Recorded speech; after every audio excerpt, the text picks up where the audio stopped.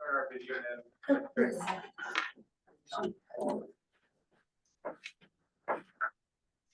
Good morning.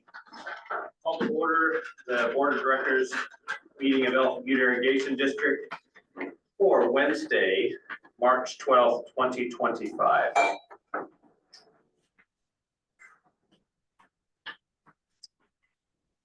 Mr. Esslinger, would you please give us? Heavenly Father, we thank you for this day. Lord, we thank you that we can put you first in our lives, Father God. We ask that you watch over this board meeting today. Give wisdom and knowledge to these board members, Father God, and let them make the right decisions at the right time, Father God. We pray for the farmers in the valleys. We ask that you supply them with the moisture that they need, Father God, as they begin to plant this year's season. We ask all of this in Jesus' name. Amen. Amen. Director Glacial, would you lead us in the pledge, please? I pledge allegiance to the flag of the United States of America and to the republic for which it stands, one nation under God, indivisible, with liberty and justice for all. Thank you all very much. That brings us to introduction of guests. We'll start with those present. Your ship of that operation.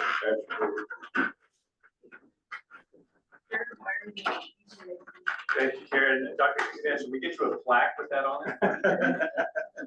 Yeah, those online, Madam Secretary. Good morning, Mr. President. We have AJ Carlson with EBID, Daphne Jerry Melendez, Anthony Collin with NMDA, Kathy Cohen's with OSC, James Narvaez with EBID, JR Hennessy, Katie Adams with New Mexico FLB, Dr. King, Ryan Sereno, Cheryl Smith, and Mr. Steve Hernandez, and that'll be it, Mr. President. Thank you very much, Madam Secretary. That brings us to the approval of board minutes. You have in your packet the board minutes for the regularly scheduled board meeting of February 12th, 2025. Are there additions or corrections to the minutes as presented?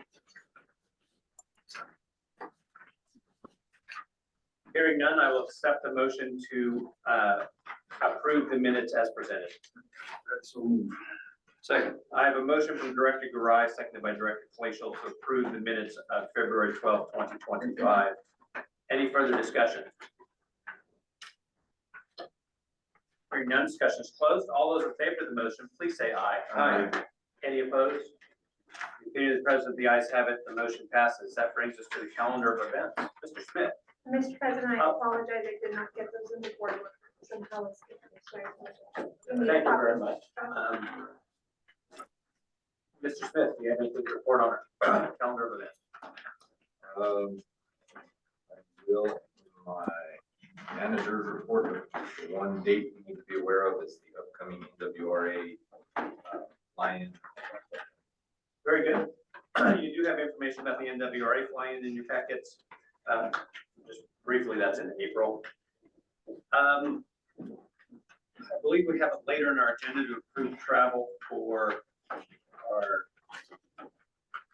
periodic in-person meetings in Albuquerque. The first one is tomorrow. I'm not aware of anything else. Is there any other calendar-specific items that any of the directors would like to mention? Nothing I have on the calendar.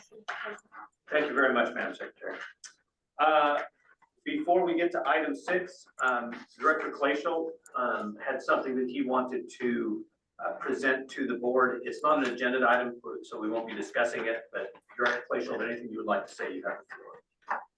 This is really for y'all's information only. So Monday, they're on Kaida Norte where the seal lateral goes under.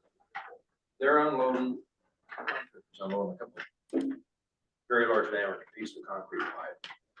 And what are we doing here? Well, we're going to extend the siphon under Kaida Norte. No, you're not. I got news for you. So I called Leo and talked to him. He said, first I've heard of it. He said, I'm here with Alex. Let me ask him. So he said, Alex says the town of City kind of mentioned it to him. It's been no formal request, no nothing. And so I told the guy, no, we're not doing this. Well, we're going to go ahead and knock down the head wall. I said, I'll have you in jail. You're not going to do that. I That's not how things work. Town of Messina has a little problem. They think they kind of can run roughshod over people. And anyway, they can't. So I called President Davier. I don't know who he called, but the situation got corrected pretty quick. So I'm informing you guys what's going on. And I have no idea why they think they need to lengthen that siphon, other than they have their bike path running up to Mississippi Lateral. The only reason I can think why they do that, because they said they're not gonna widen the road, is to extend the bike path on east toward Andale. Well, people have their front yards right up to the edge of the pavement there. They're gonna have some really unhappy residents, and they tell them, hey, we're gonna cut about 10 feet off your yard for a bike path. They ain't gonna be very happy. So that's Messina's business, but no, you do not touch our property without going through us. So, end of story. That's where it's at right now. Thank you very much, Mr. Clayshall. Director Clayshall. My only comment is that helping to be the eyes and the ears of the district is certainly something that I have done more of as a director. All of us spend quite a bit of time in our precincts. And as we become more accustomed to what are appropriate actions and what are inappropriate actions, if something looks out of order, I encourage you to call Mr. Smith and let him know. Sometimes it's nothing. Sometimes they already know what's going on. And other times it's something that requires immediate addressing. So I appreciate Mr. Clayshall being the eyes and ears of his precinct. If it's appropriate, Mr. Smith, during item 9, engineering and maintenance, there's an update on that, so that's fine. That brings us to item 6, water resources. Good morning, Dr. King. Thinking you're there. Good morning. I'm here. Bear with me. I'm having some minor technical difficulties. That's what happens when you switch from Teams over to Zoom. Let me get set up here. There we go.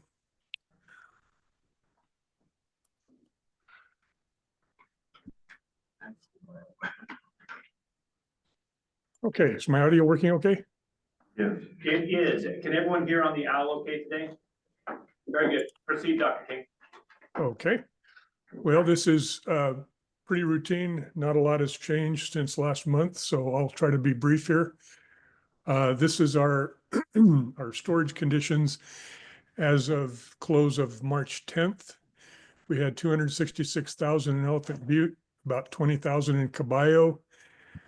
San Juan Chama, I haven't updated that for a little while, but that's a number that's a couple months old, the 4,800 there, and they were planning on holding it steady.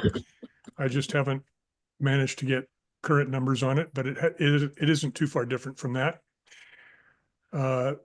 Accounting for San Juan Chama plus carryover, or not carryover,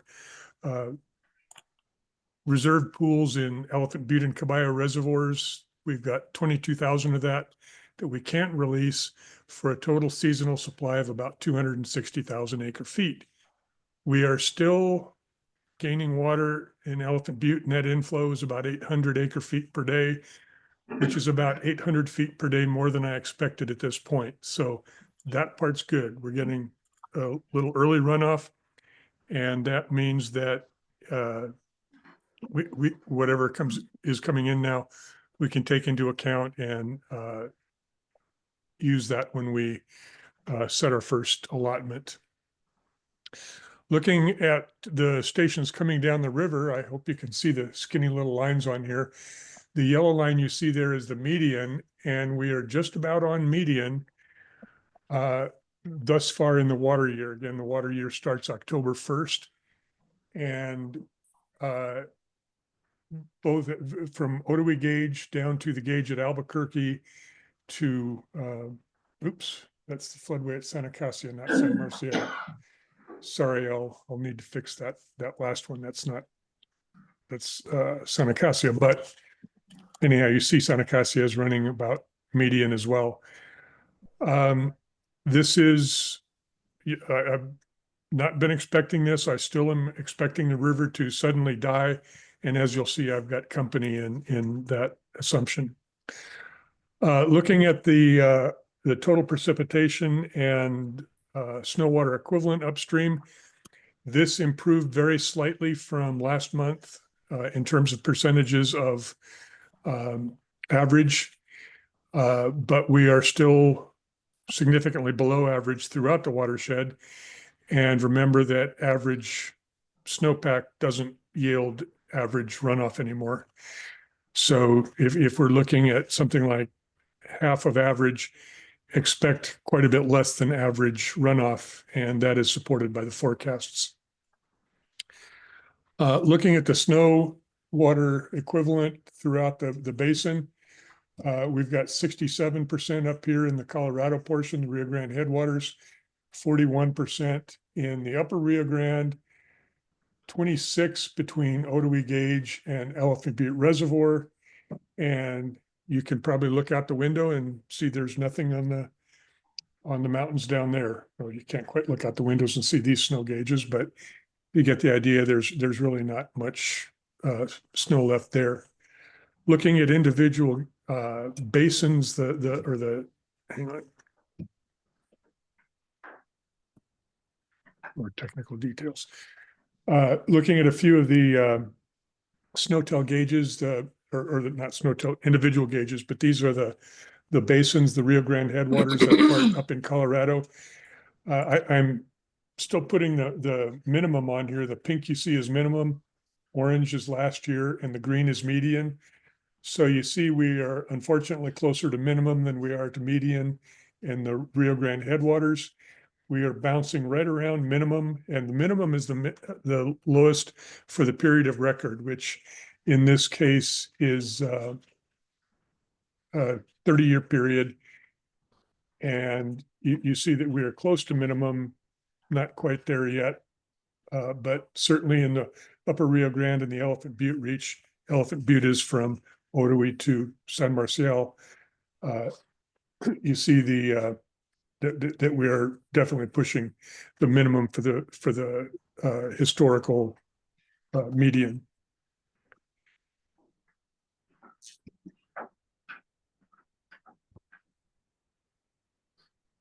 This is the seasonal precipitation outlook.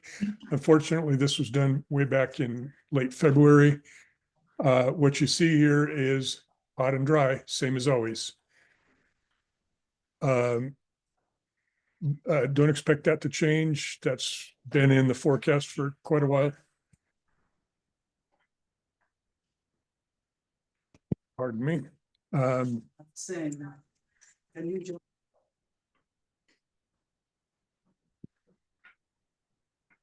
The drought monitor, or sorry, the forecast just came out for March 1st.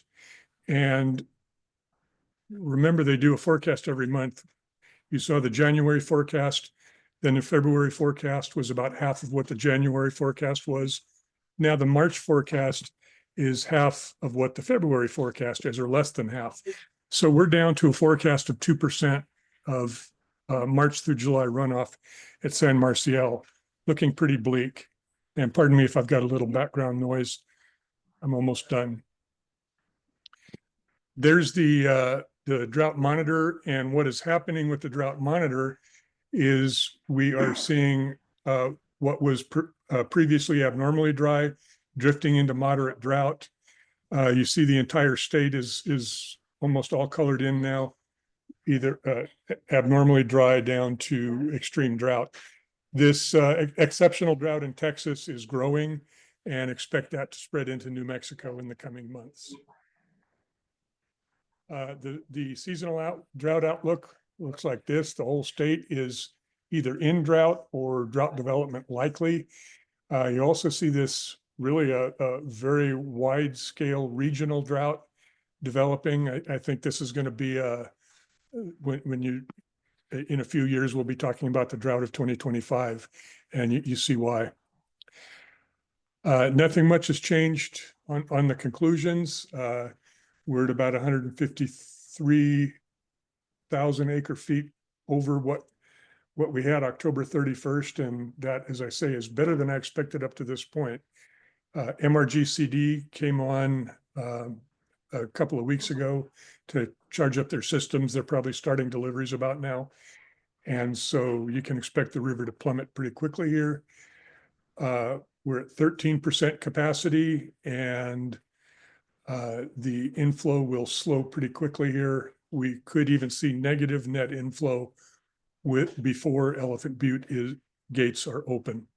And that would just be because evaporation and seepage into the groundwater system would be greater than the inflow.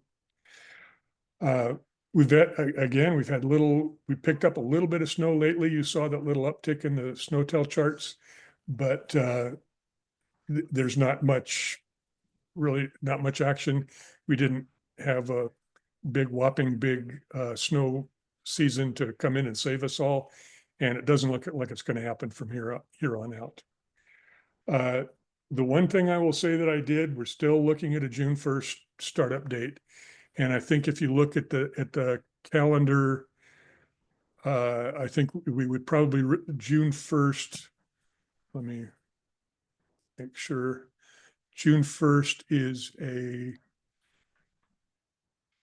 Sunday, so we would probably release on the prior Friday, which would be about the 30th, but we'll fine tune that as we get closer to it. But basically coming on right at the end of May for starting up in June. I've been telling you 4 to 6 inches. Now I'm saying 5 to 6 inches. What I'm doing is I do a little hypothetical allocation, and then take that and calculate what James and I would probably be allocating. But as we get closer to it, we'll sit down and start doing that in a lot more detail, because the closer we get to the actual release date, the more certain our numbers are. There's still a great deal of uncertainty in these numbers. And once again, we remain on board with EP1. We all agree on this startup date. And with that, I would take any questions. Thank you, Dr. King. Looking at the calendar ahead, we've got an April 9th and a May 14th regular board meeting to set the allotment. Are we going to have enough information to set the allotment on April 9th? If you would like to, yes. If I were to do it, I mean, yes. Let me just say yes. I would ask the board to be prepared to do that. May 14th is getting a little tight, especially with wanting to set growers meetings, and allotment is a big part of that meeting. Any other questions? Mr. President, what I'll do is I'll prepare a little summary of my methodology for coming up with an allotment estimate. Sorry, an allocation estimate based on April 8th, or let's see, it'll actually be April 7th conditions. And then, or actually, I'll probably have an actual allotment or allocation by then. Yes, we will have an actual allocation by then. So let's get it done on April 9th. Very good. Director Polkway. Dr. King, how we doing? Just fine. How are you? Good, buddy. Hey, if you could equate 2025 to a past year, what year would that be? So when talking to the constituents, you could say, hey, it's kind of more or less expect this to be a year like. In terms of Water, snowpack. drought. Yeah. Well, every year's got its own little quirks, but let's see. I've heard 2021. I'm thinking that might be, hang on. That might be about right. Let me just. It's I'll tell you real equivalent to 2021, similar snowpack to 2018. This is Jamie, by the way. Hey, James. I'm thinking, where we're going to wind up with allotment. I might actually say 2021 or 2022, that you had a 4 and a 6 inch allotment. And so I think we've got a worse snowpack. I'd have to go back and check, but I think we've got a worse snowpack this year than we did in those years. But we've got a little more storage. So I think 2021, 2022, both bad years. Yes. Okay, thank you. Director Garai. Dr. King, James, good morning. Good morning. With a 5 to 6 inch allotment, are we looking at what, a month and a half run? Yes, sir, that's correct. About a month and a half. To go to the 6 inches, it'll be a month and a half. We can let everybody know. Thank you. Any Yes, other sir. questions from the board? Hearing none, thank you very much, Dr. King. Mr. Narvaez, do you have anything to contribute? Thank you. No, sir, I think Dr. King covered it. We look forward to the April, once we get all the numbers together and present the numbers for the year, and I guess the plan. I'll have a kind of a presentation of what it'll look like. So based off of the recommendations. Thank you very much, Mr. Narvaez. That brings us to item 7 on the agenda with general administrative. First item is the financial report. Mr. Ivor.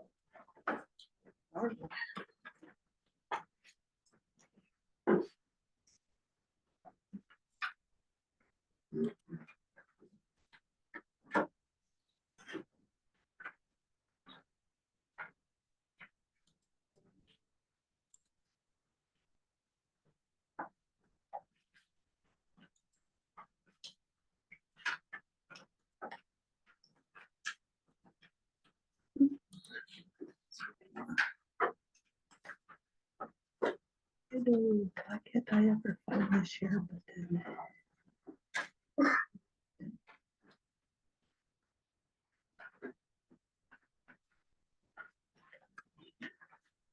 One problem I can't find.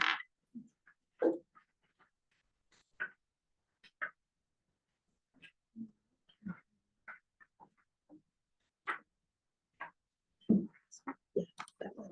Thank you. One of these days. Okay, hopefully that's large enough for the cash balances as of yesterday. A 3-year comparison, we have about 10.3 million. Last year we had 9.9.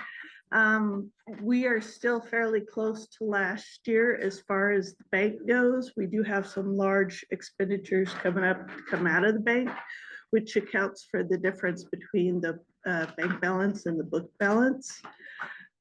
We aren't earning quite as much interest as we did last year, but we're still doing fine as far as cash balances. You'll notice that we don't have as much extra this year as we did last year, but that's because we've been spending down some of our funds. No uncommon activity, and we're about 87%. So I can stand for questions. So I'm noting the continuing trend upwards in our cash balances for the state year over year. What's the driver behind that trending up? Is it a change in our revenue streams or a change in our expenditure streams? It's more related to our change in expenditure streams. However, the interest earnings do contribute a fair amount to having more. Thank you. Any other questions on our cash balance statement? Hearing none.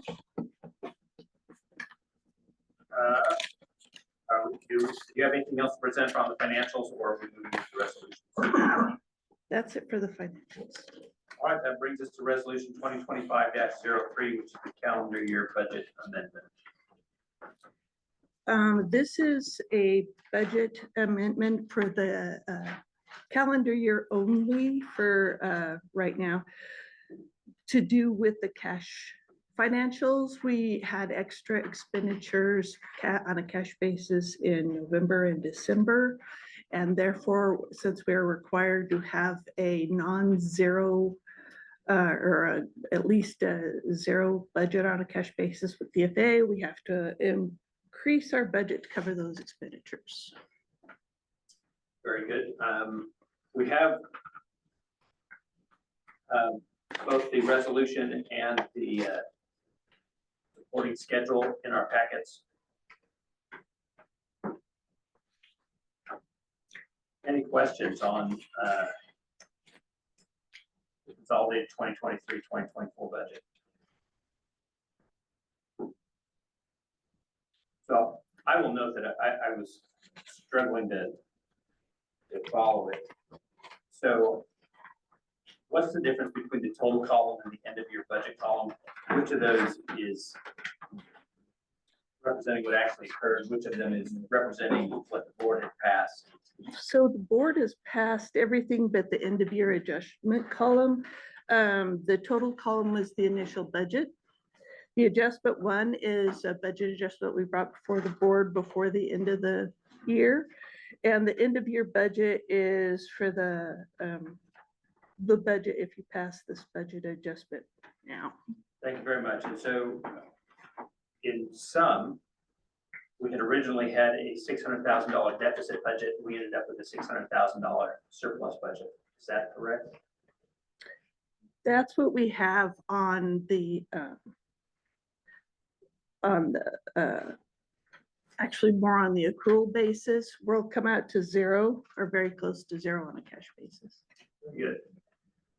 Any further questions? You have resolution 2025-03. What is the will of the board?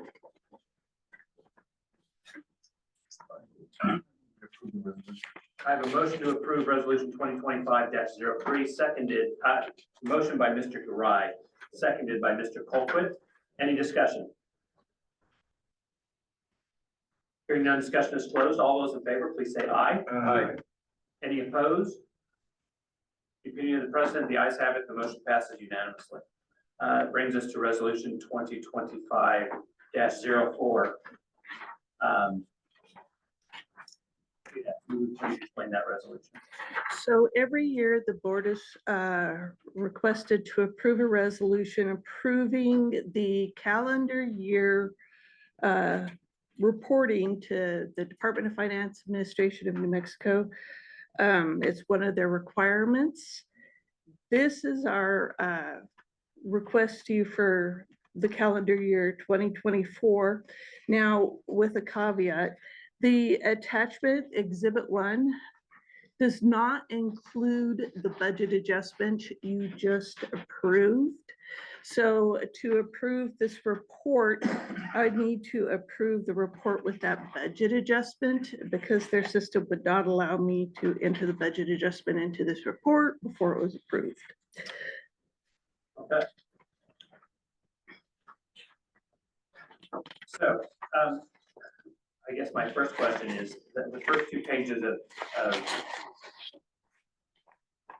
exhibit 1 appear to be a DFA approved financial reporting. Yes, that is correct. This is what comes out of their system. So I have a very hard time following that. But are there some highlights in this report that we should be aware of and be looking at? If you look at, because it doesn't print the column labels on the second page, in the 1, 2, 3, 4, 5th column, you'll see that it says 5,000 or 50,000 totals. It's the minus 77,064. That is the difference between what was budgeted and what was recorded as actual cash expenditures. And that is why we needed the $78,000 budget increase, was because they will not approve our report until that's at least zero. Okay. So then, And then the final page is a report I'm accustomed to seeing, which is our statement of positions as well as our P&L statement. Is that correct? that is correct. The one thing to keep in mind here is that both of these, because there is a balance sheet and income statement for both the operating fund and the LID fund, is that these statements are on a cash basis. And if you want to compare them to our final audited when they are completed, they will be hard to compare because our final audited, or at least the operating fund, is on an accrual basis. And this is, these ones presented here are on the calendar year basis, and our audited financials go from November 1 to October 31. So there's all sorts of differences. Very good. Thank you for those explanations. Further questions from the board?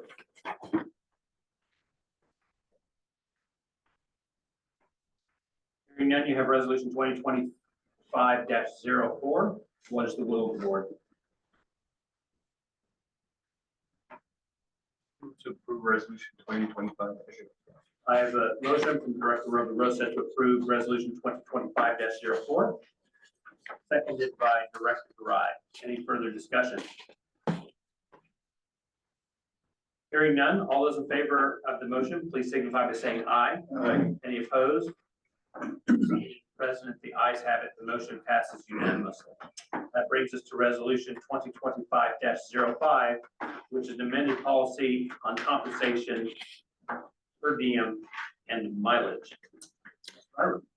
So the kind of what I call the travel policy needed some updates. One, because the original one approved needed some updates. And then this one has some additional verbiage. The EBID will no longer be able to make reservations for non-EBID, and it states in here what the definitions of the people that will not be allowed to have EBID make reservations for or pay for their travel.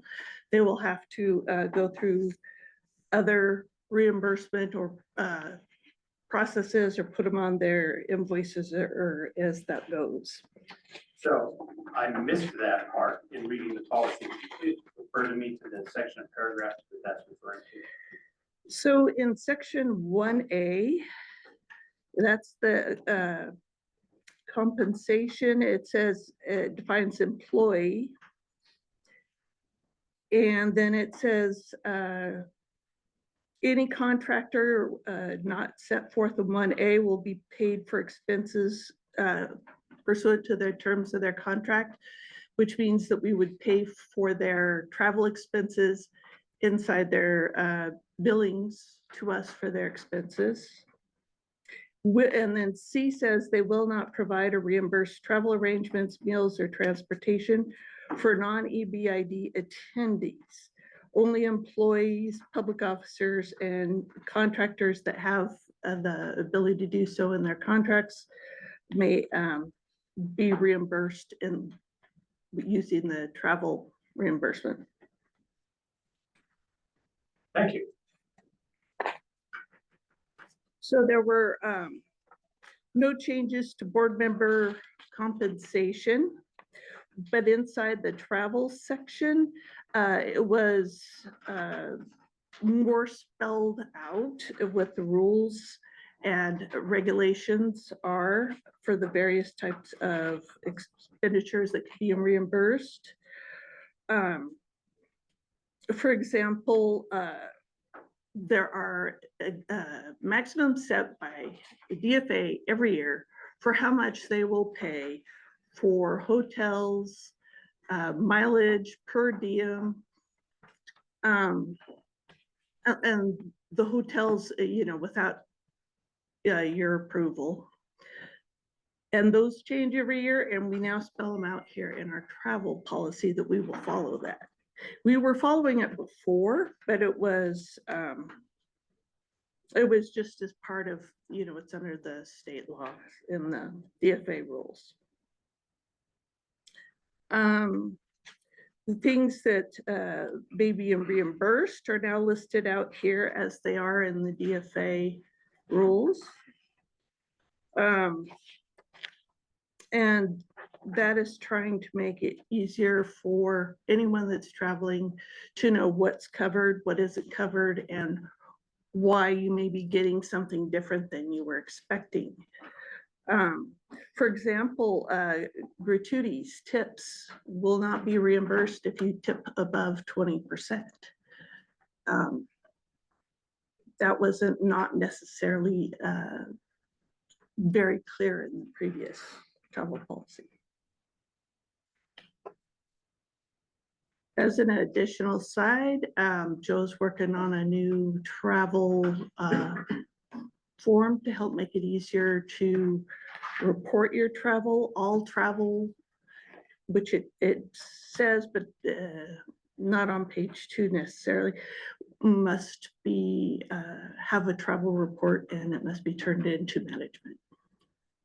So it should be super user friendly for you guys to report meals, travel, mileage, going to and from, and also for EBID employees. But in a nutshell, to kind of paraphrase from what Karen did a great job explaining, this travel policy is primarily set, if you're not an employee of EBID, if you're not on EBID's payroll as a contractor, or a board member, we're not gonna book travel for you guys. We can't do that no longer. It's not appropriate to be booking travel for individuals.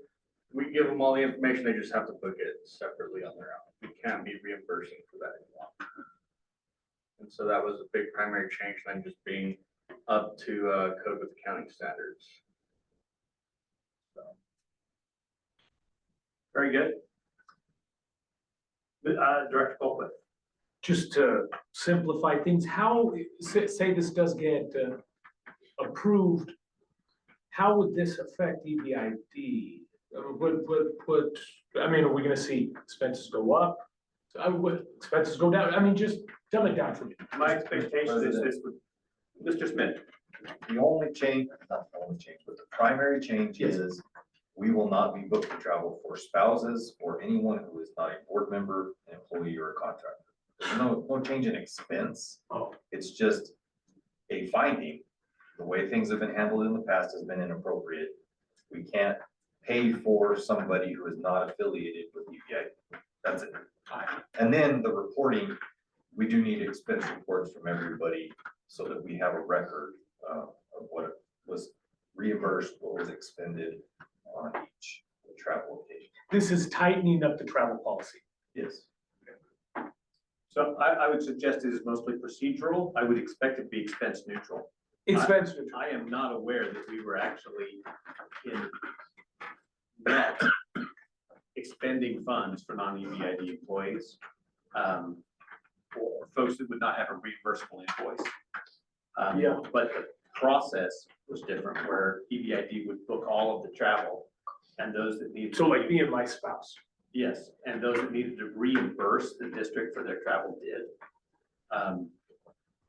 And similarly for our contractors, we would book that travel.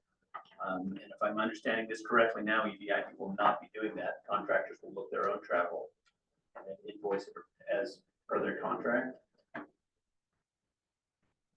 Okay. It will be handled per their, Not necessarily. handled per their contract.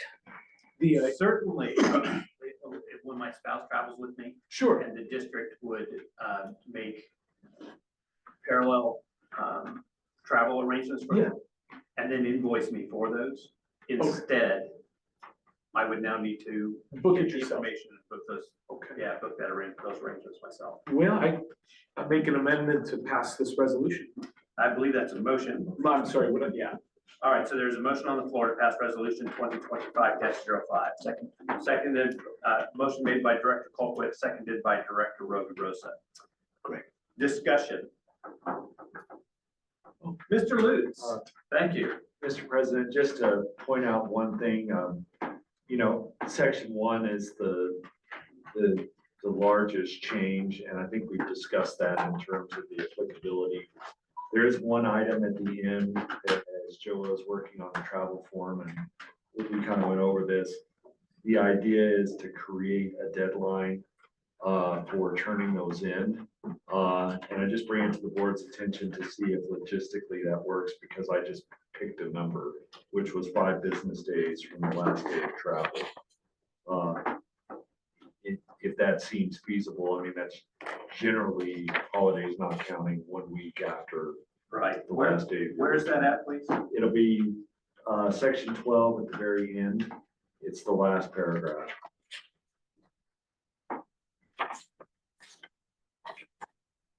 Just feeding on Director Colquitt's very practical question of what does this actually do? One of the things it would do is create a deadline for people to turn in their forms a week after they get back. And deadlines are good. I will note that I have been extraordinarily tardy in submitting my information on that. I see Director Colquitt having a similar grimace. Deadlines are good in terms of keeping our process orderly. If the board wants a different number, it can be whatever number the board feels is best. Mr. Smith, So ideally, the travel expense form will be something that we can email out to everybody that traveled on occasion and say, okay, here it is pre-filled out with your dates, fill in your information and get it back to us. Right? It's very easy to use, so don't be discouraged. It's 5 days enough. I mean, my thought is, yes. Have I broken that deadline by a factor of like 10 at times? Yes. That said, having the deadline, I think is good, it's appropriate. Generally speaking, my goal is to submit that stuff like as I'm traveling back, because it's done.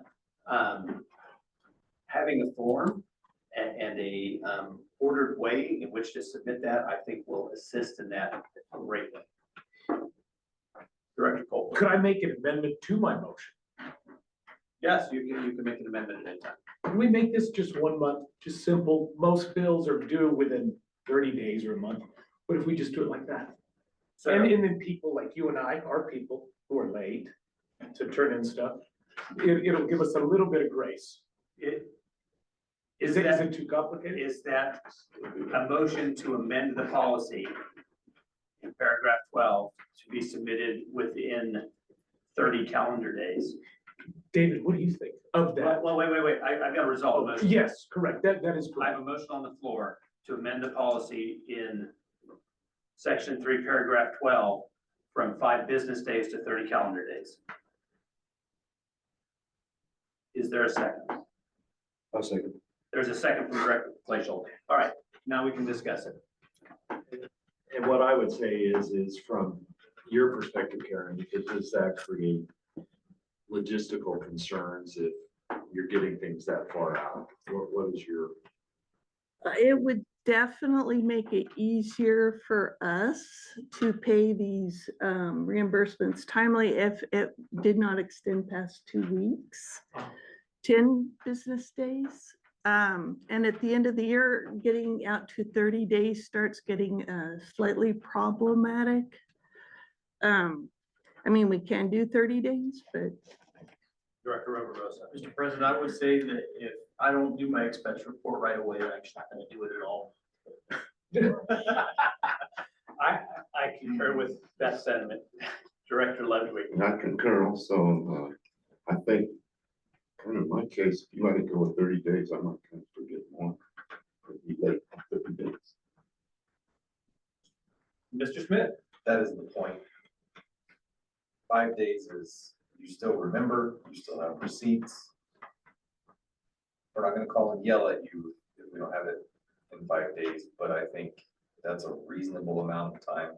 And we just need to create that obligation. If you've traveled, do it on the plane on the way home. Whatever, that way, because 30, as much as we travel lately, you're gonna have 3 trips that have occurred within that 30-day period, and it's gonna be very difficult to remember what happened and track of that. may I redact my motion? You- Yeah, let me withdraw it. Let's just pass it as is. The motion is withdrawn. The motion to amend is withdrawn. Yeah. Further discussion on the main motion on the floor, which is to approve policy 2025-05, the amended policy on compensation per diem and mileage. I thank Mr. Lutz for his additional comments and explanations, especially in the, like, I've read this. I missed all these things that y'all mentioned, so I appreciate the details in your presentation. Hearing no further discussion, all those in favor, please signify by saying aye. Aye. Any opposed? Being the president, the ayes have it, the motion passes unanimously.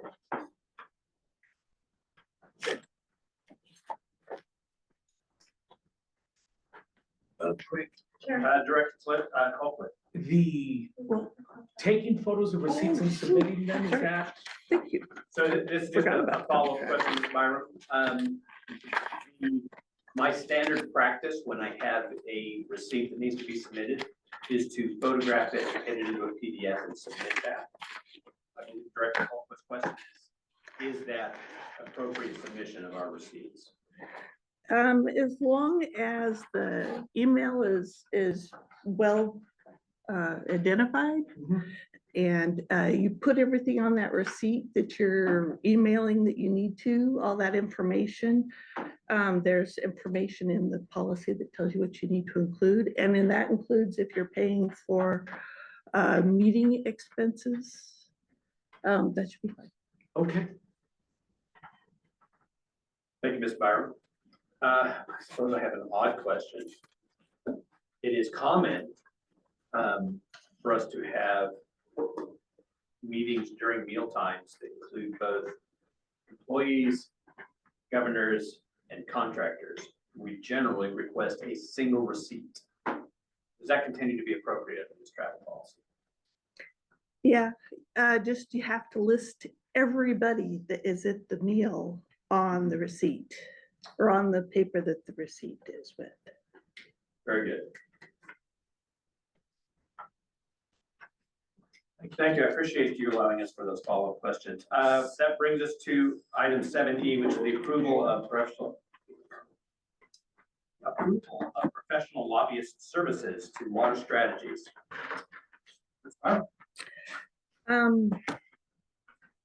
Let's see, there was an RFP was issued for this, as it had ended its 4-year term. There was only one firm that submitted a proposal. Water Strategies submitted cost responses at $5,000 a month. They were chosen. This was not a change in rates. The RFP was approved to come here for your approval. And this would be for another 4-year term. If the yearly. Thank you, Ms. Byram.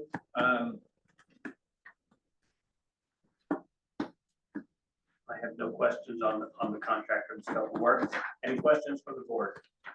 This is 5,000 flat if we meet with them, if we don't meet with them. That's Yes. correct. So there are tasks in the scope of work that do not require us to meet with them to accomplish those tasks. And so there are still deliverables, whether we've met with Water Strategies or not. Okay.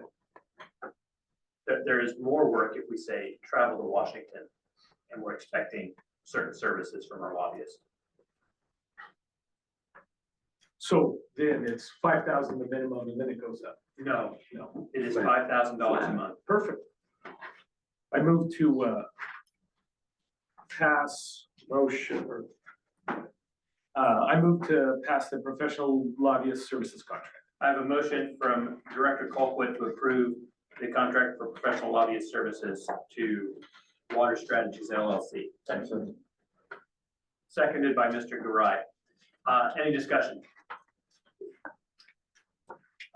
I will simply note that since the question was asked about the lobbyist services quantity per month, my experience in serving on other governing bodies where we have federal lobbyists, this is in line with what we pay a lobbyist to be available and to keep us updated on what's going on. So this is a going rate. It seems like it to me. Yeah, good. And my going rate is now over a decade old, and so quite likely it's reasonable, in other words. yes. Any other discussion? Hearing no discussion is closed. All those in favor, please signify by saying aye. Aye. Any opposed? You, the president, the ayes have it. The motion passes unanimously. Ms. Byron, thank you very much. That brings us to the manager's update. Mr. Smith.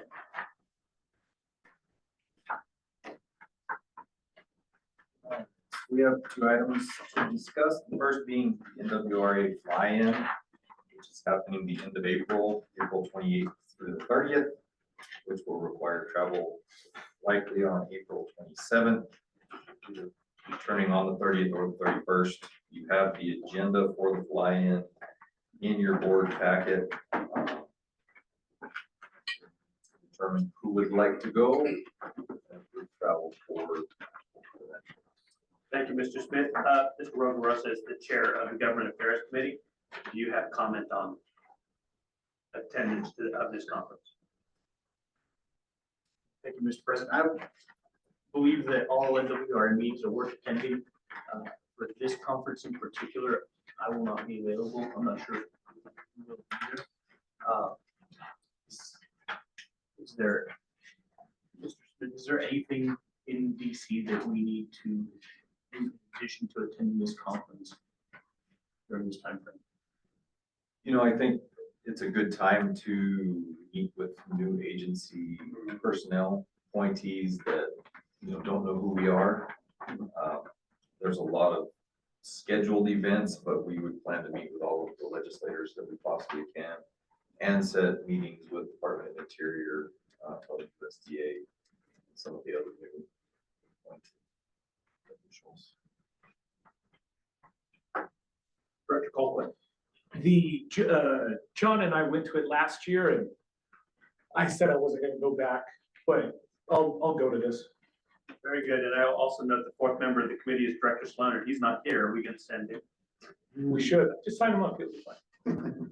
You might, Should you might text him? make it back and then not come back to a meeting if we do that. I think his wife would not be happy. John, you coming with me then? I think his baby's gonna be born, like just before that. I think so, yeah. In all seriousness. Mr. President. Director Last Fleischl. year, and I would go again, except I had a lot of walking, and I can't walk very far. right now. It is a lot of Yes, walking. it will be an extensive amount of walking. I appreciate. I got a lot out. Mhm. I I appreciate think we that. did- I think we did some good, except we gave Vasquez. I appreciate that the walking is a specific hardship. Director Fleischl, I appreciate your willingness to go and attend again. And again, I concur with Director Fleischl's assessment. Going, we get a lot out of as a district. I unfortunately can't find anything on my calendar keeping me from going. So I am also available. Mr. Smith, Mr. Roverosa, do you think it's appropriate to send 2 board members? I do, yeah, so.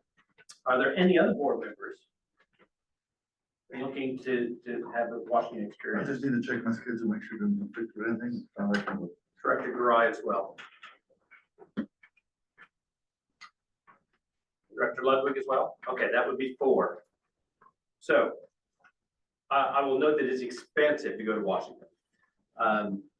So in approving travel, or to consider if we want to send 4 board members, or if we'd like to restrict it, and I will mention that I've done this, I will gladly back out.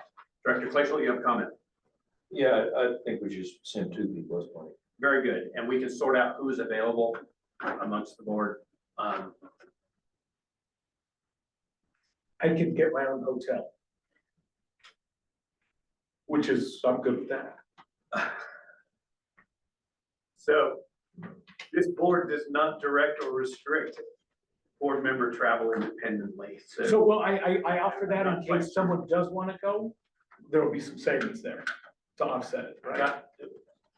I really have no comment on that as a public body about whether or not, if we have 2 board members going and you're not one of them, about whether or not you can go ahead.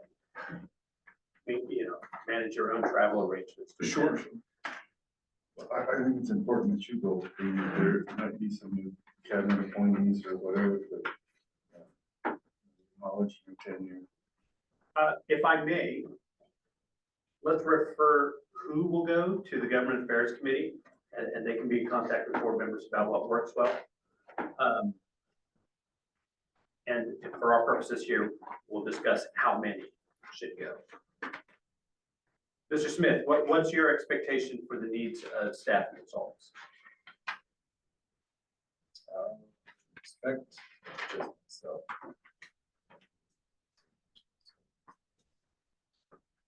Very good. So Mr. Smith's recommendation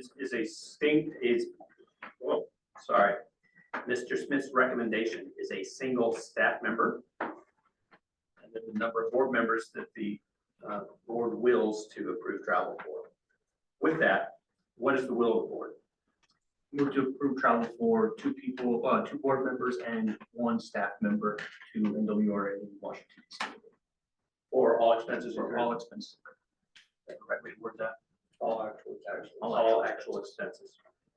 I have a motion on the floor from Director Rosa to approve travel for 2 board members and 1 staff member to the NWRA conference at the end of April in Washington, D.C. for all actual expenses. Second the motion. Seconded by Mr. Garai. Discussion. I will simply note that feels very appropriate. That is a sufficient contingency to do the things we need to do as a district, which is to be present, to network with those that we will work with in Washington, including our congressional delegation and agency officials, and it mitigates the expense to the district. Director Colquitt. What would the travel dates be per se? Like leave the 27th, come back the, Mr. Smith was suggesting a departure on the 27th. I haven't seen the agenda, so I don't know what the 30th looks like. So the 30th, NWRA has from 9 to noon, the keynote speaker and general session. And then afternoon is independent congressional and agency visits. So we can either schedule agency and congressional visits or come home that afternoon. My recommendation, especially because it's hard to travel back late in the day from DC, my recommendation would be to travel back May 1st. Leave first thing in the morning, but. Director Faisal. I just have a suggestion. There we goes. Be sure and make time to see David Palumbo at Reclamation. Important man. Concur. All right, do we need the detail of the return date this time, Mr. Smith? Okay, so I appreciate the conversation. We don't probably need to make a determination on that detail yet. Further discussion on the motion? Hearing none, discussion is closed. All those in favor of the motion, please signify by saying aye. Aye. Any opposed? In the opinion of the chair, that ayes have it, the motion passes unanimously. Brings us to item 8B, which is travel approval to Albuquerque for Texas and New Mexico. Mr. Smith. Mr. President, in Pittsburgh, after the status conference that was held there, the judge has ordered all of the parties to participate in in-person mediation every 3 weeks beginning tomorrow in Albuquerque. Given the fact that that's occurring quickly and frequently, requesting that the board approve travel for board member representation at those sessions for myself when appropriate. Luckily, our attorneys and experts are located in Albuquerque. So Are they not, do we not have one of them in Santa Fe? we do.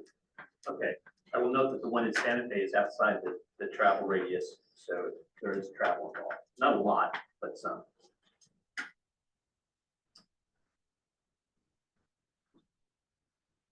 So I would encourage the board to approve travel for this. The only part I would note, as opposed to approving it for every 3 weeks, to approve it as scheduled, because I've got no idea how this is going to go. It hasn't been 3 weeks. It's scheduled at 2 weeks from Pittsburgh. I'd like to Every 2 make- weeks, next time we come every week. Mr. President, the problem with that is we're not gonna meet to approve travel again until next month. That's correct. So approving it as scheduled would be appropriate. Mr. President, I would say as necessary, and just say as ordered by the mediator or the court. We'll hear what they tell us. Works for me. I approve travel, or I make a motion to approve travel. There's a motion to approve travel to Albuquerque for Texas v. New Mexico as ordered and necessary for the district for single staff member, legal counsel, and legal review, up to 4 directors.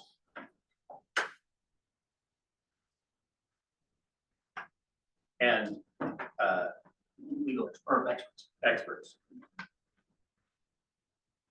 And you got a second? Seconded by Mr. Ludwig.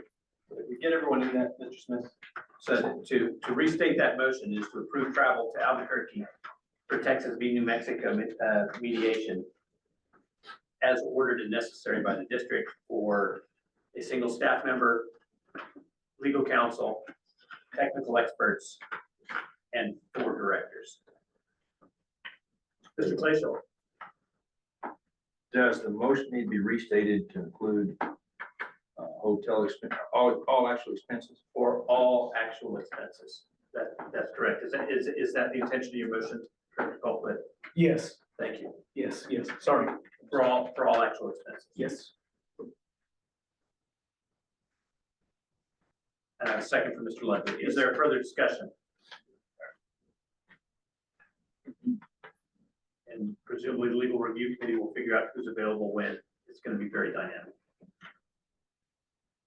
Hearing no further discussion, all those in favor of the motion, please signify by saying aye. Aye. Any opposed? Opinion of the president, the ayes have it. The motion passes unanimously. Mr. President, if I can mention Mr. Smith. one more thing. Director Roby Rosa and I attended Soil and Water Conservation Day at Santa Fe last week. Had the opportunity to meet with several of our legislators. And the one thing that several of them mentioned was our lack of an ICIP, which is an infrastructure and capital improvement plan, which is Joel and I've talked about it. We're going to make that a priority, putting that together so that we can begin approaching our legislators in the interim between this session and next year's session. We're going to be seeking funding for. So all in all, I thought the trip was beneficial and Thank you very much, Mr. Smith. Director Rosa, do you have any comments? I'd add that all of our state representatives and senators are extremely supportive of what we're doing. They are all very interested in supporting ag and in helping us to manage our water more effectively. And I appreciate the time that they've given to us and all of the energy that they are willing to invest in agriculture. Southern Mexico. Thank you, Mr. Robirosa. Going back to the travel for mediation, I want to express my appreciation to the board for approving travel and being flexible in that. I will note that the expectation is from now until June, the pace of this will be very high. The demands on staff will be very high. The demands on the directors that are participating will be very high. Trial has been ordered for June 9th. The location is to be ordered at a later date. The general expectation was Philadelphia.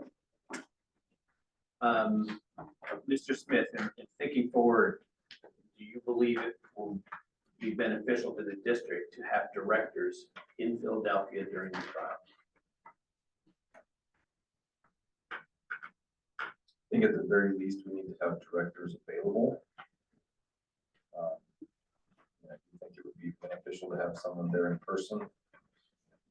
However, I understand that's a very difficult time of year for virtually everyone in this room. So I think the key would be that we have, decision makers available or if necessary.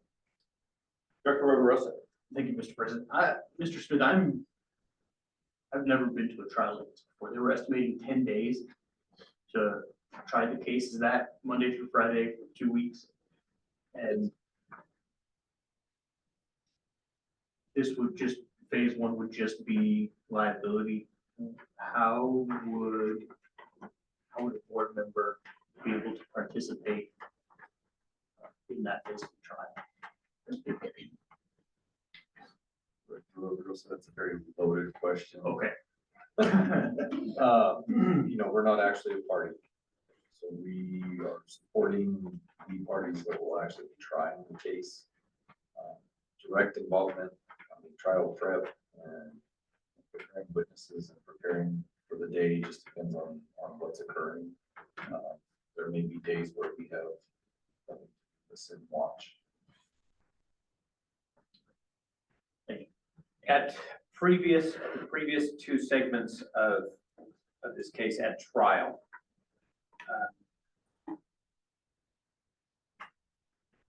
the participation of both witnesses and observers was handled remotely. My expectation is that this is done in a courtroom. That will not be an option. But it will be up to the special master. If there is an option to observe the trial, I would suggest that is sufficient for board members that are here to observe the trial to understand what the dynamics of the day are, so that at the end of the day, if the status quo breaks and there's discussion about ceasing trial and doing something, that you have all the context. If somebody has all the context, one of us has all the context.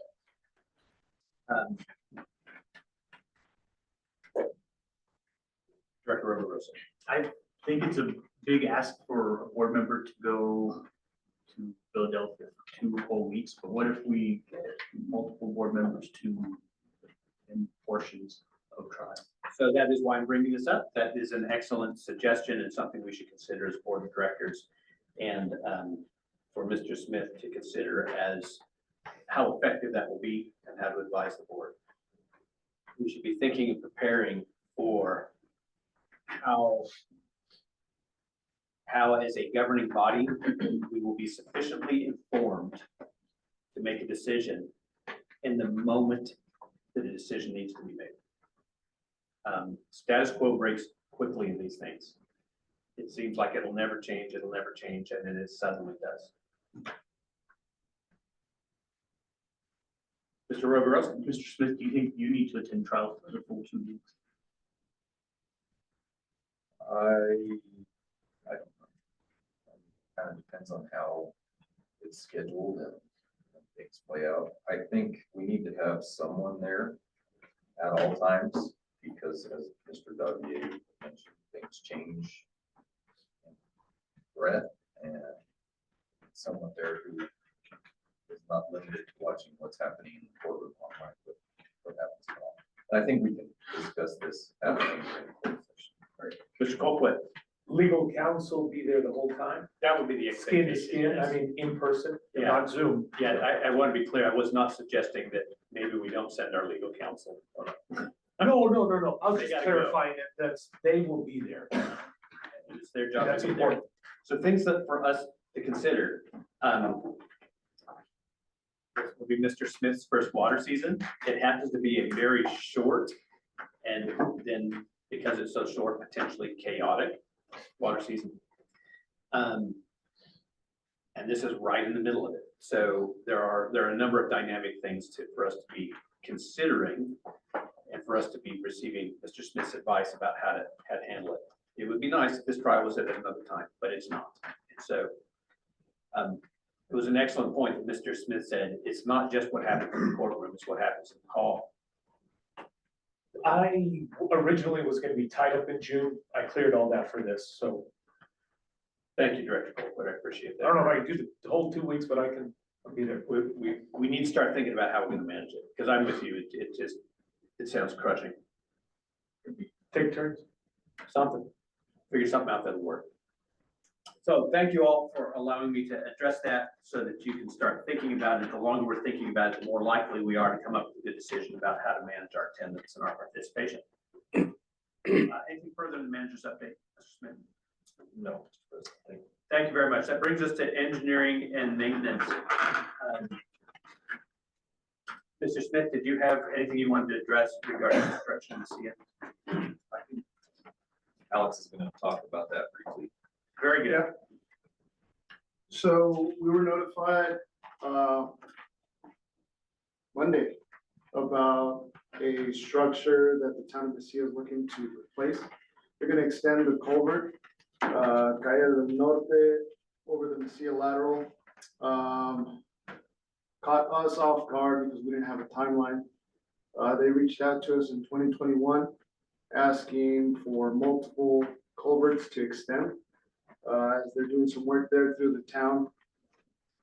That specific culvert does not have a designated permit. However, under the agreement of 1973 between NMDOT and the VOR, that structure is covered. So all we need them to provide to us is temporary construction permit for the extension. Is DOT actually accomplishing the work on that? So they have A Mountain doing the work for them. Okay, but through DOT, Yes. okay, And the town of Mesilla. that makes sense. For those that don't know, Calle del Norte is a state highway. So it's, as long as we have a temporary permit, which they're working on, they'll get it to us today, hopefully. We're covered there on that extension. Any questions? Does that have to come before this board for approval? No, temporary permits do not come to the board.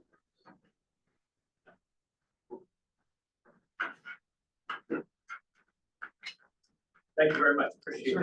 that update. No problem. Maintenance and project update. California project is well underway. We're crunching. Leo is still on schedule to finish that here, early April. Get some water going through there. Right now, they're working on boxes, all the pipe minus the PIP. We have a little section there that needs to be laid. So that's well underway. PIP, Plastic irrigation pipe. thank you. That's the pressurized pipe. Yes, sir. Thank you. From the pumps. That's about all that's left for this phase.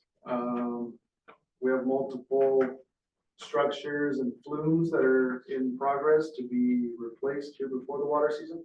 So those are well underway as well. Just getting ready, gearing up for maybe a short water season. Thank you. So when we finish this phase of the California, we will have completed the piping the lateral, the east-west section, plus the north-south section to what point? The extension to the Mesilla Dam Road. Okay.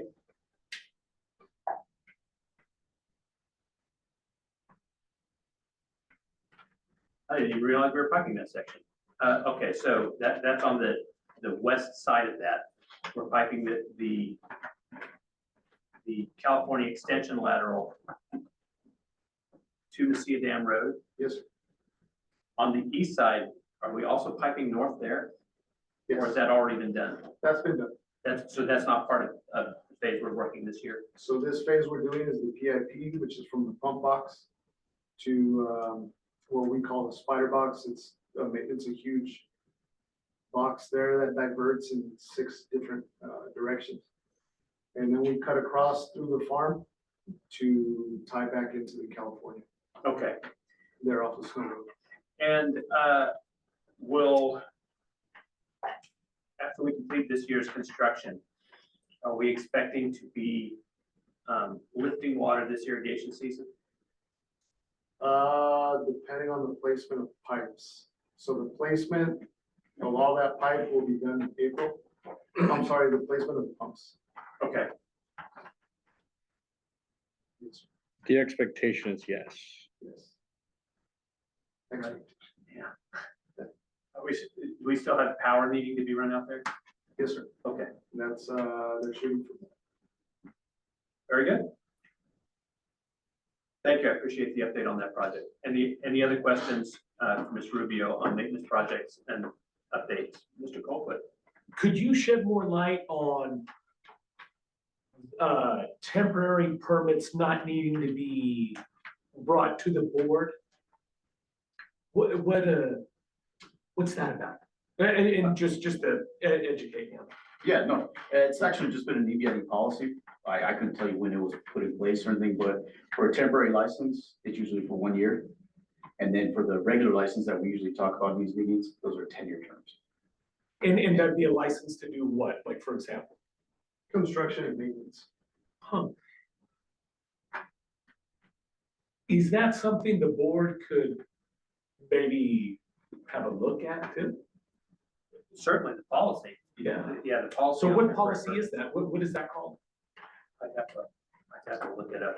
Yeah, we'd have to break out some information to get you that. I mean, I don't want to be just loading people up, but at some point the board should. I will note you guys are already tasked with reviewing the engineering policies and fee structure and everything, so that's on your guys' plate already. When you guys get to that, I'm uncertain, but that can be something you guys can review at that time. Okay. Example of temporary permits. DOT is doing construction on a road, Okay. and they would like to park their equipment on our facility during construction. That requires a permit. It is a temporary use. And we have a process for that. That does not come before our board. We have certain blanket agreements. So this is mentioning the 1973 agreement between the New Mexico Department of Transportation and the Bureau of Reclamation, which covers Calle del Norte and what they can do there for their road and the crossings. Okay. And so presumably, the actual use is covered under the blanket agreement. Yes. The construction process requires a temporary permit, because there's gonna be a period of time that our facility will not be usable for transporting water. Okay. We're gonna need a permit, a license for that, for the temporary construction.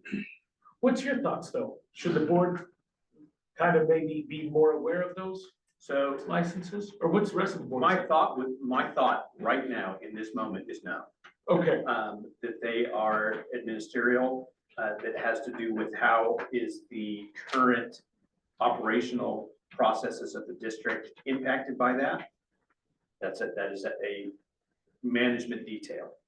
When the question comes down to, we are considering a new conjunctive use for our facilities, that needs to come before the board. And so all of our crossings fall into that. That's a very simple one, but we've got something that needs to cross our facility that is a conjunctive use of our facility that comes before us. Similarly, we have farmers asking for gates or crossings. These are additional conjunctive uses that are in addition to the transport of water to our members. I just Those think things if come a farmer needs to ask for permission, so should everyone else. So I agree with that.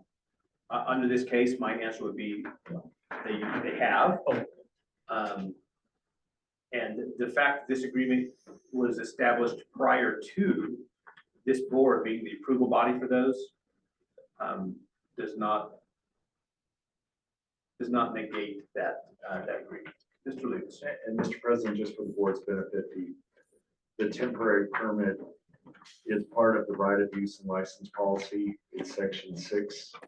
It does provide that if it's 1 year or less, we advise staff to get back within 7 days. And of course, longer permits per that policy are what come before the board every year. And it is something that the land use committee is going to look at this year. Oh, you're correct. Yeah. So my quick response is no, I don't think they should come before the board. It can take a year to get a permit through this board. And the need for the temporary use is over. And so these are expected to be things that are short duration and that therefore have a shorter turnaround. And presumably a lesser impact to the members of our district over an arbitrarily long period of time. Director Fleischl. And so a contractor, then we don't put it in. That's correct. That's allowable.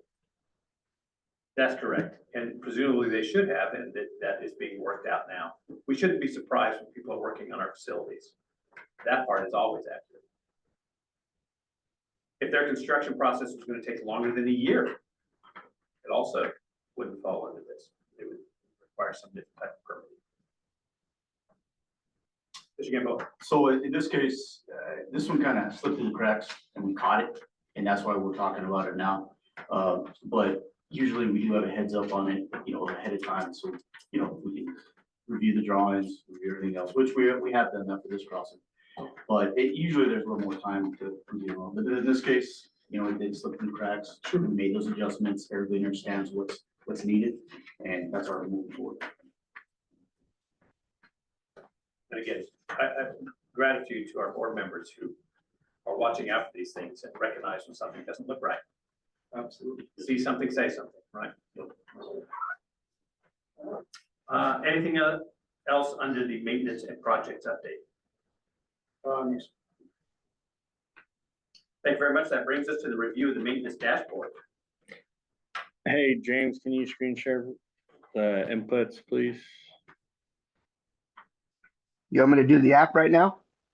Yeah, it'd probably be better to start with that and then go into the dashboard. So there should be this report out in front of you guys. And what I'm kind of looking for, it doesn't have to be right now or immediate, but maybe in passing, email. There's just feedback from you guys. We plan to post this report to the EBID website to allow for transparency through all of our various maintenance projects, spraying, canal cleaning, and then kind of just an outlook of what our maintenance project list and kind of season looks like.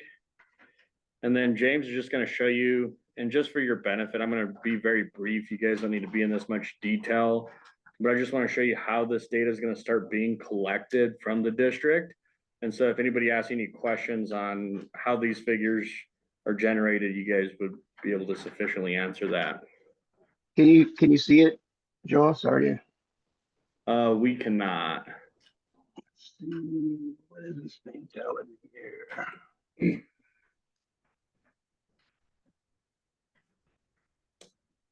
And so what James is pulling up right now, it allows all of our spraying crews and heavy equipment operators who are working on canals to input station numbers for the canals that they're working on, either spraying, reshaping, fixing anything. And so through that data, we can track, okay, how many miles this canal is clean, so on and so forth. And we can kind of generate this report. But what it'll also allow us to do is forecast all of our future maintenance projects. And then Josh and I were talking, we're going to get the geo tabs that we have in our vehicles that can GPS kind of track and map out, what would you call that? Just destinations. We're actually going to implement that into our heavy equipment so you can actually see where they start and stop throughout that. And so that data can be available. You guys don't need to be in that level of detail, but it's just to let you guys know that we're going to be tracking everything much more efficiently. Seems like James is having trouble picking it up, but all of our chemical is documented on there. So they input all the chemical, the station numbers. So we'll know how much chemical is used, what laterals are being cleaned. And so if anybody has a report, hey, why didn't you guys spray here? Well, here's our project list. Here's what we're prioritizing during these seasons right now. And then additionally, we'll want to have a window for constituent requests, such as my turnout's leaking, whatever, and hopefully a deadline, because we're going to have a lot of projects. You can see in there, we're looking at about $16 million of grant projects. That's about getting close to 2 years worth of our budget. And that's just this year. And so we need to run a tight ship. We need to be very organized. And so this will help us do that, but also be transparent with the board members. A lot of these questions have been asked of me and to just kind of showcase this data. And so we'll also be posting that to constituents. So this is what James is showing.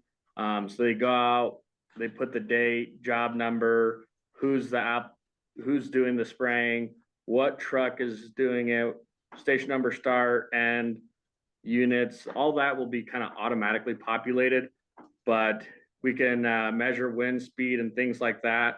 So if someone says, hey, all my onions are dead because you guys are spraying the canal there, we can actually say, actually, the wind speed of that day was actually this when we sprayed that.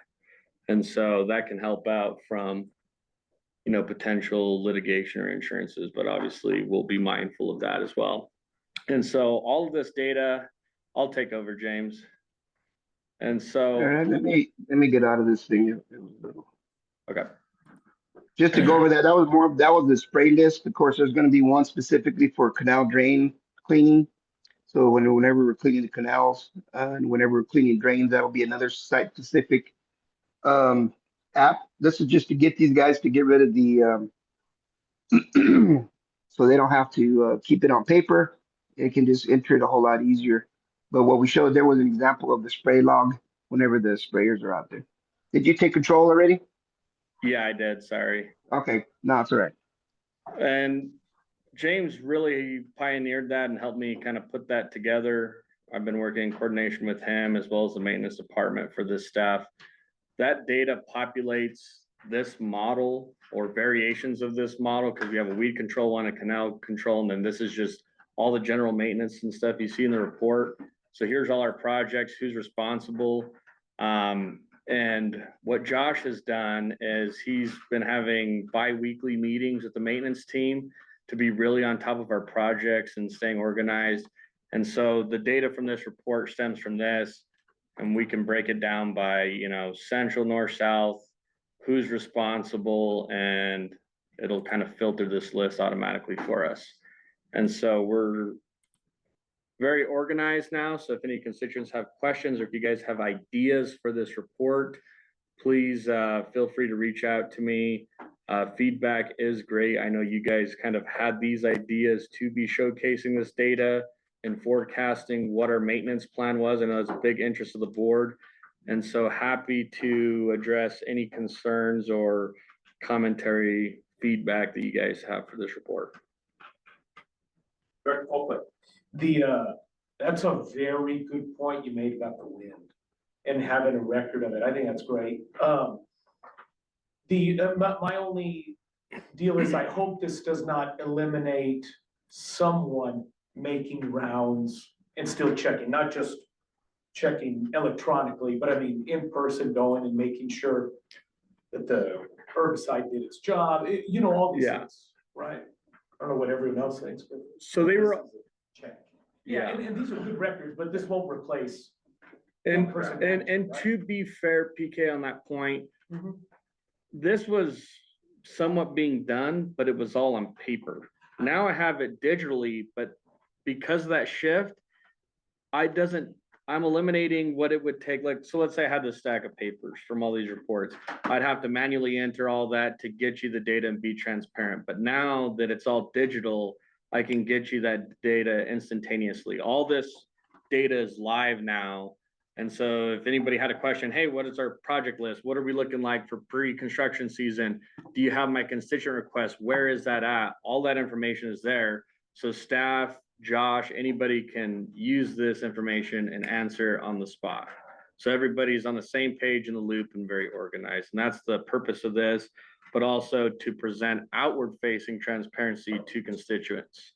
So that's where I want the feedback on this report. If you guys have any ideas, please let me know. And a constituent could request that from you? It's going to be posted online to the website, and it'll be updated either monthly or bi-monthly. We haven't decided yet. That's good. Or maybe every 2 weeks potentially too. So this should be updated, but based on your guys' feedback, we'll kind of determine what that looks like. Other questions for Mr. Francois? I appreciate the presentation on it. I agree with the electronic record keeping. Often tell my team if it's not in our electronic record keeping, it didn't happen. Provides a great deal of management information. That brings us to the consent agenda. Are there any items in the consent agenda that the board would wish to act on separately?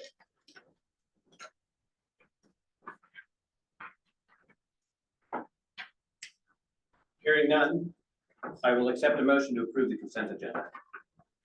So moved. I have a motion for Mr. Garai to approve the consent agenda. Seconded by Mr. Clayshall. Discussion. Hearing none, discussion is closed. All those in favor, please signify by saying aye. Aye. Any opposed? Opinion of the president, the ayes have it, the motion passes unanimously. That brings us to staff reports, HR and safety. You have the HR and safety update in your packet. Questions you all have? Any questions regarding the HR and safety update? I believe there was one requested retirement, is that correct? Correct. Sorry, irrigation. Bailata.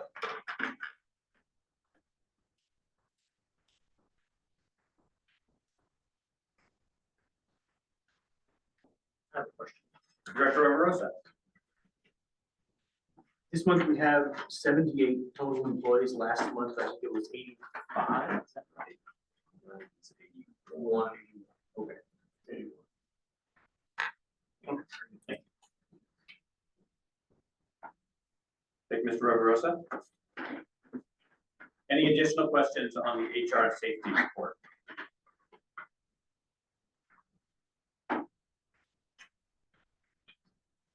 Now that we dropped the agenda page. What was the next item on the, there was one more thing before suspension. Next item on the agenda is the Family Farm Alliance Thank you. monthly briefing. The two is included in your board packet. A lot of good information if you all have time to read through that. With the new administration continuing to hard charge their priorities, want to get information there about how, where those impacts are hitting the agricultural community. So I would encourage you to read it. Mr. President, I will note that my understanding is all 6,000 employees that were terminated at USDA have been rehired as of yesterday. Whether they take that option or not. Remains to be seen. It's there's a little uncertainty right now, so just a little. Okay. Very dynamic. All right, any other questions before we begin the suspension and transfer hearing?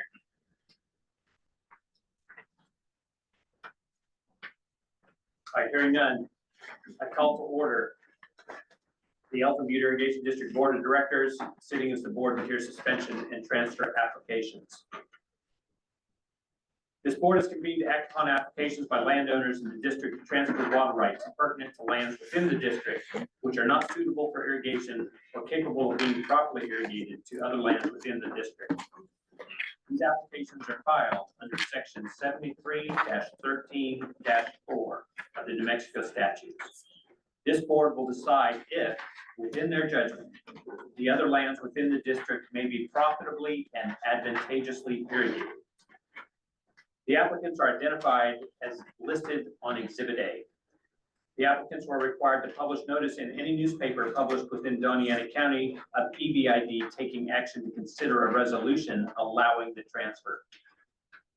The publication should have listed the time and place of this meeting, listed the action to be taken by this board, listed a description of the move to and move from lands, and listed the reason for the requested transfer. Does staff have a copy of the notice of publication? Yes, sir, we do. All the required points in the publication. Yes, sir. Was the last publication date made prior to this hearing? Yes, sir, it was. We will now proceed with presentation by staff. After that, the board members can ask questions of staff. Good morning. We have 3 water transfers this morning. The first one is 2025 WTS 004. Roman and Susan Garcia is transferring 1.13 water righted acres to Diane Dutton. If approved, the Garcias will no longer have water rights, and Mrs. Dutton will have a new total of 4.13. Second one we have is 2025 WTS 005. Brady and Holly Williams is transferring 4 water righted acres to Brady and Holly Williams. If approved, the from parcel will no longer have water rights, and the to parcel will have a new total of 11.28. The third one we have is 2025 WTS 006. Conley Farm is transferring 1.21 water-righted acres to Gregory and Kristen Ball. If The numbers you have aren't on the same. So it's 3, 4, 5. And you're saying, you're saying it's 6, is it? It shows 5 on that. Oh, yes, I'm sorry. I just have it wrong on my paper. So yes, 005 Conley Farm. Yes, it's transferring 1.21 water-righted acres to Gregory and Kristen Ball. If approved, Conley Farm will no longer have water rights, and Mr. and Mrs. Ball will have a new total of 6.55. Staff recommends approval on all 3. Thank you very much. Director Garai, did you have any additional questions? No, just previous 2 of the numbers were stated wrong. Thank you very much. I make a motion to, I'm not prepared to accept the motion. oh, okay. Are there any questions from board members of staff?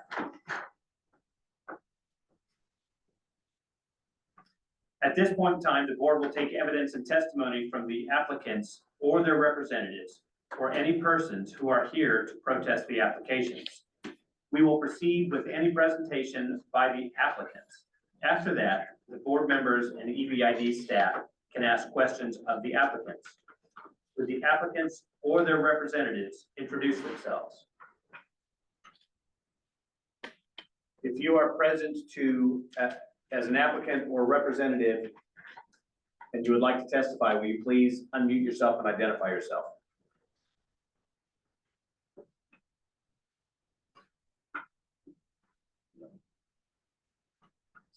Thank you very much. At the advice of Mr. Smith, I will identify the applicants to see if there's anybody here. If you are here for the Garcia transfer to Dutton, would you please identify yourself?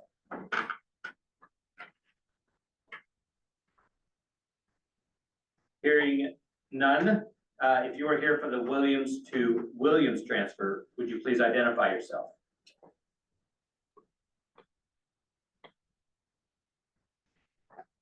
Hearing none, if you are here for the Conley Farms to Ball transfer, would you please identify yourself?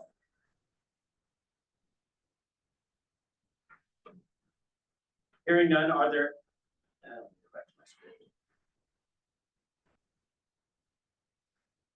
Are there any protestants who wish to speak?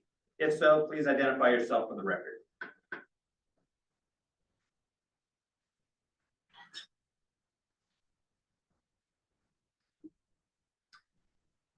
Are there any other comments from staff or the board?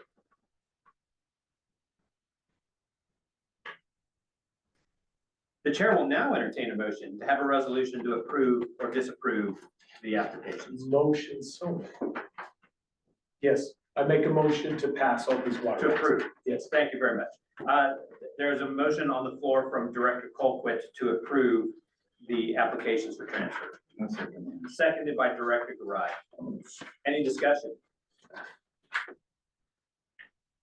Hearing none, discussion is closed. All those in favor, please signify by saying aye. Aye. Aye. Any opposed? In the opinion of the president, the ayes have it and the motion passes unanimously.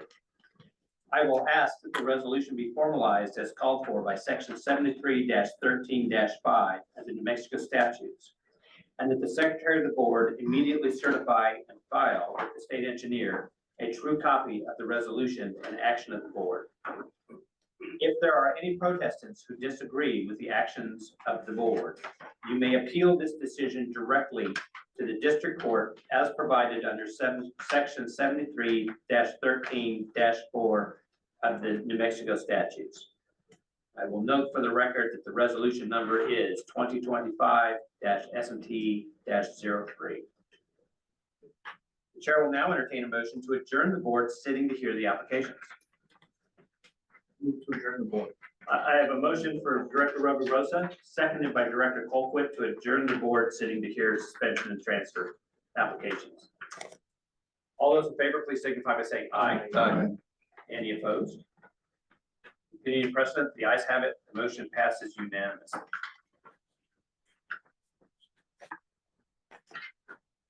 Thank you. You are welcome. Thank you. That concludes our open session agenda. Are there any other items of business to be noted? You know what, I want to take a moment to Director introduce, Colquitt. I don't know, David, I don't know who on the board you know, who you don't, but I saw him out there in the parking lot and said, hell, come in and sit on the meeting. You have the floor, Director Colquitt. No, that's it, just, there's David, the board. Hi, David. David Madrid. Nice to meet you, Nick. Pleasure to meet you, Mr. Madrid. Thank you for attending today. Anything else?